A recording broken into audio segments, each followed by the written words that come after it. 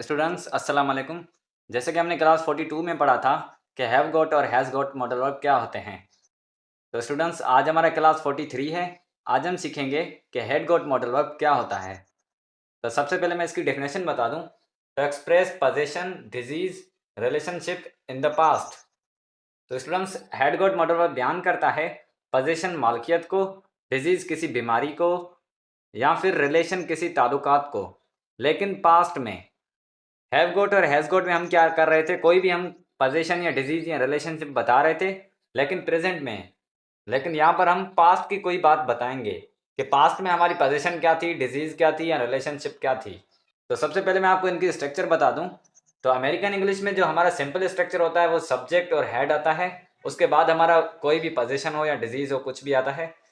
और दूसरे नंबर पे आती है हमारी ब्रिटिश इंग्लिश। तो ब्रिटिश इंग्लिश में हम सब्जेक्ट रखते हैं हेड गॉट, और हम पोजीशन या डिजीज या रिलेशनशिप कुछ भी हो हम वो रखते हैं लेकिन पास्ट में। तो स्टूडेंट जैसा कि मैंने आपको हैव गॉट और हैज़ गॉट में बताया था कि इनका कोई फर्क नहीं होता, इनका मीनिंग सेम ही होता है। लेकिन यहाँ पर सिंपल हमारा आता है और यहाँ पर हमारा गॉट प्लस आता है। तो स्टूडेंट्स अभी हम इसके उर्दू जुमले करते हैं और वहाँ पर मैं आपको सही तरीके से समझाता हूँ। स्टूडेंट्स तो यहाँ पर मैंने हेड गॉट मॉडल वर्ब के कुछ पॉजिटिव सेंटेंस लिखे हैं। तो जैसे कि मैंने आपको स्ट्रक्चर बताया हुआ है, पहले हम सब्जेक्ट रखते हैं। तो अगर हम अमेरिकन इंग्लिश रखते हैं तो फिर हम हेड रखेंगे। अगर हम ब्रिटिश इंग्लिश लिखते हैं तो फिर हम हेड गॉट रखेंगे। और उसके बाद हम पोजीशन या रिलेशनशिप या डिजीज लिखते हैं। तो यहाँ पर हमारे पास कुछ उर्दू के जुमले हम इंग्लिश में ट्रांसलेट करते हैं। तो पहला जुमला हमारा ये है, उनके बहुत से दोस्त थे। स्टूडेंट्स तो यहाँ पर देखें बहुत से दोस्त थे मीन्स ये हमें रिलेशनशिप दिखा रहा है। तो यहाँ पर हमारा सब्जेक्ट है उनके, मीन्स ये हमारा सब्जेक्ट जो है वो दे है। तो यहाँ पर हम स्ट्रक्चर के मुताबिक लिखते हैं। सब्जेक्ट के बाद हमारा आता है हेड या हेड गॉट। तो यहाँ पर मैं दोनों लिख देता हूँ। तो स्टूडेंट्स यहाँ पर देखें हमें रिलेशनशिप दिखा रहा है कि बहुत से दोस्त थे। तो बहुत से दोस्त को हम इंग्लिश में कहेंगे मैनी फ्रेंड्स। स्टूडेंट्स तो यहाँ पर हमारा जुमला कुछ इस तरह का बना है, उनके बहुत से दोस्त थे।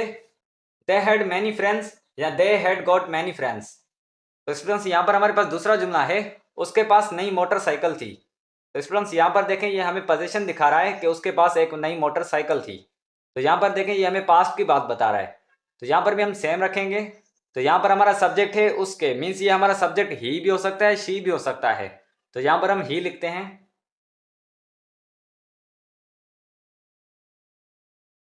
तो यहाँ पर हमारी पोजीशन क्या है, नई मोटरसाइकिल। तो नई मोटरसाइकिल को हम इंग्लिश में कहेंगे new bike.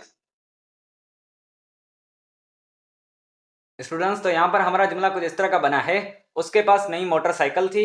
He had a new bike या फिर he had got a new bike. तो स्टूडेंट्स यहाँ पर हमारे पास आखिरी जुमला है, हमें सर में दर्द था। तो स्टूडेंट्स यहाँ पर देखें ये हमें डिजीज बता रहा है कि हमें सर में दर्द था। तो यहाँ पर हमारा सब्जेक्ट है हम।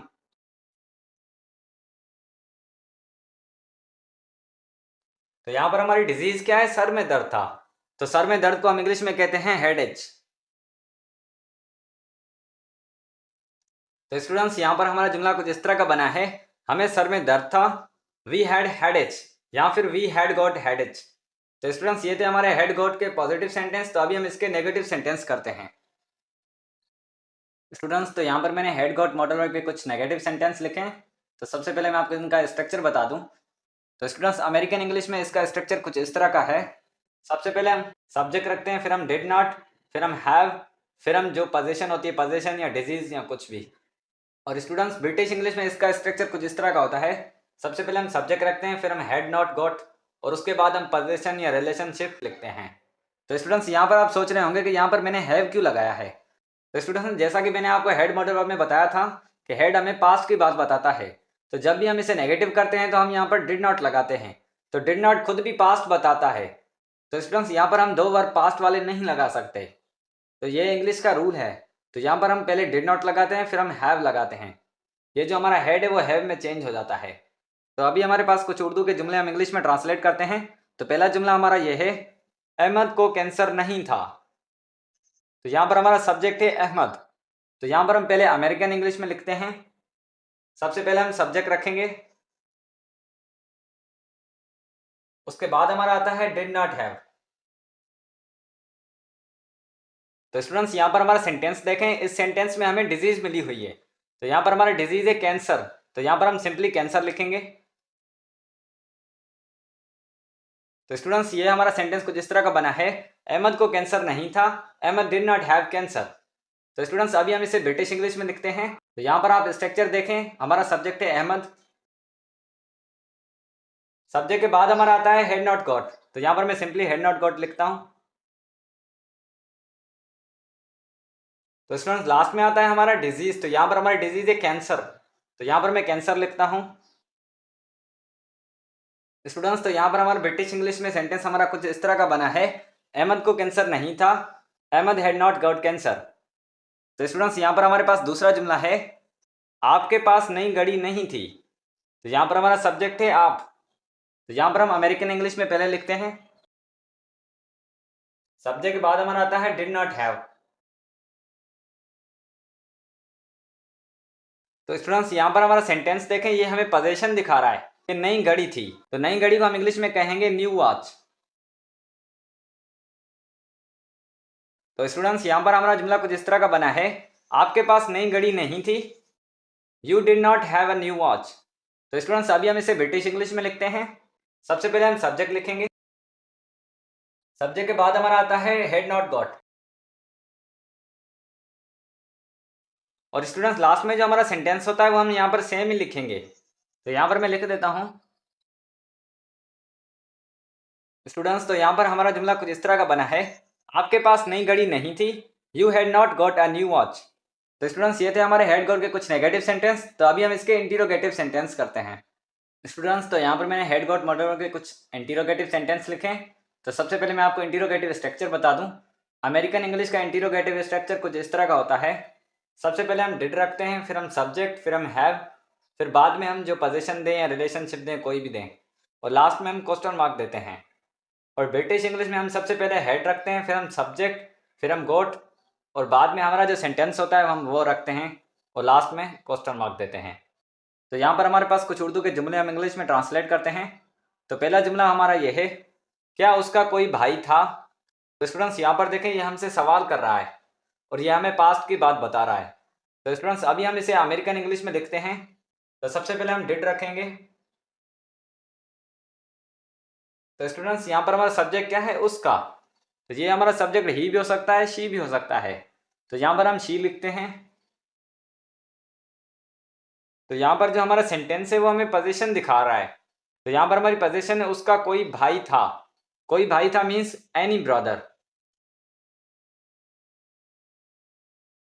तो स्टूडेंट्स यहाँ पर हमारा जुमला कुछ इस तरह का बना है, क्या उसका कोई भाई था, did she have any brother.